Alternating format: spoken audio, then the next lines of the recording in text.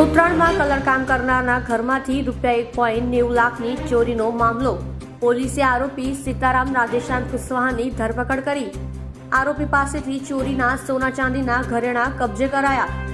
ઉત્તરાયણ પોલીસે ₹1,09,500નું મુદ્દામાલ પણ મળી કબજે કર્યો.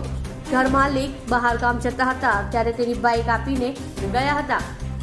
બાઇકની ચાવીમાં ઘરની ચાવી પણ હતી, જેથી ઘરની ડુપ્લિકેટ ચાવી બનાવી ચોરીને અંજામ આપ્યો હતો. તમે જોઈ રહ્યા છો SD ન્યૂઝ ચેનલ ફૈઝલ શેખની સાથે.